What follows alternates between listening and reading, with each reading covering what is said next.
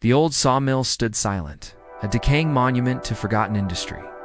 Locals avoided its shadow, whispering tales of the accident that sealed its fate. It happened on a moonless night in '97, when the winter winds howled and snow muffled all sound. A worker named Samuel Thorne vanished, swallowed by the hungry blades. They never found his body, only his tattered jacket hanging from the scarecrow at the edge of the log yard. That scarecrow had always been there, a silent sentinel stuffed with sawdust and burlap. Its gloved hand seemed frozen in time, gripping invisible tools. It had a crude sack with two dark, empty eyes, never drooped, even when storms lashed the abandoned grounds. When the mill closed, no one dared touch it. The scarecrow watched as nature reclaimed the land, its fabric growing darker and more sinister with each passing season. Tonight, something has changed. The air is thick with the scent of decay and damp wood. Shadows dance in the corners of the derelict building, cast by a sliver of moonlight that sneaks through broken windows. The floorboards creak underfoot, heavy with rot and memories. A figure moves in the gloom, too tall and too still to be human. The scarecrow has left its post. Its head tilts at an unnatural angle, as if listening to some unheard command. The burlap skin ripples, something writhing beneath its surface. Each step is a slow, deliberate drag that echoes through the empty mill. I'm gonna wipe them all. The words seem to whisper on the stale air, a promise of vengeance long overdue. The scarecrow's eyeless gaze sweeps across the abandoned machinery, tools left to rust where they fell decades ago. Each piece holds the memory of the lives it once touched, the laughter and sweat of honest work, now tainted by tragedy. The creature that was once a simple guardian of crops moves with purpose, its straw-stuffed limbs bending in ways no human joints could manage. It reaches out with fingers made of twine and burlap, caressing the silent saws and forgotten axes. I'm gonna wipe them all. The whisper grows stronger, a mantra of malice that seems to pulse through the very walls of the mill. The scarecrow's presence fills the space, a palpable weight of anger and sorrow that has festered for years. Outside, the wind picks up, carrying the scent of coming rain. The old timbers of the mill groan in protest, as if trying to warn those who might still remember. But the town has long since turned its back on this place, preferring to forget the horrors that unfolded here. The scarecrow pauses at the main door, its misshapen head swiveling to survey the overgrown yard. In the distance, lights from the town flicker like fireflies, oblivious to the awakening evil in their midst. I'm gonna wipe them all. With each repetition, the words gain strength. No longer a whisper, but a growl that reverberates through the night. The scarecrow's burlap skin begins to split, revealing glimpses of something dark and writhing beneath.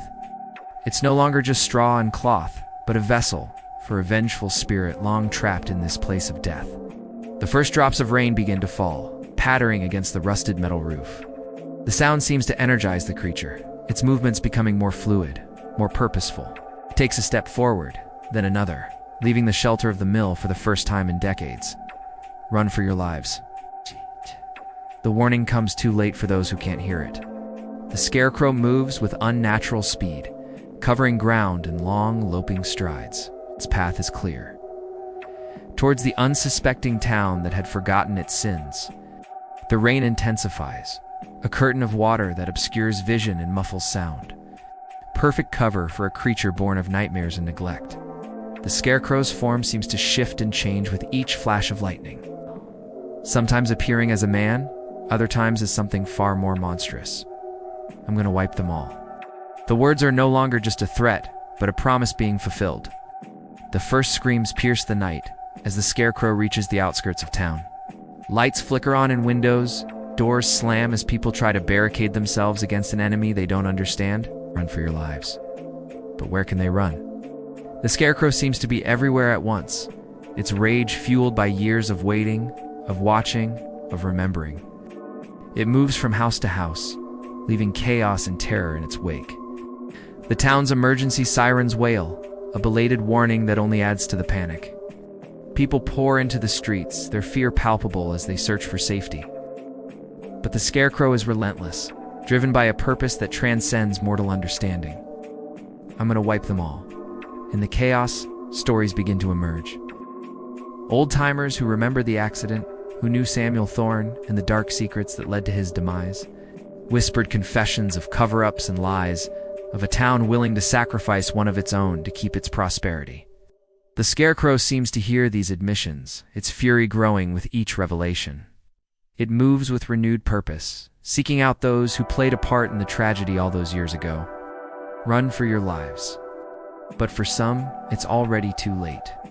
The Scarecrow's vengeance is swift and merciless, leaving no doubt that the sins of the past have finally caught up with the present. As dawn breaks, the rain begins to subside, the town lies in eerie silence, the aftermath of a night of terror etched into every shadow and broken window. And there, in the center of it all, stands the Scarecrow, its work done. It turns back towards the old sawmill. With each step, its form seems to lose substance, unraveling like a poorly knitted sweater. By the time it reaches the edge of the log yard, it's nothing more than scraps of burlap and wisps of straw carried on the morning breeze. The post where it once stood remains empty, a silent testament to the power of vengeance and the danger of forgetting. And as the first rays of sunlight touch the abandoned mill, a whisper seems to linger in the air. I'm gonna wipe them all. Promise fulfilled, a debt paid in full. The Scarecrow of the Sawmill may be gone, but its legacy will haunt this town for generations to come. A reminder that some secrets are better left buried, and some sins can never truly be forgiven.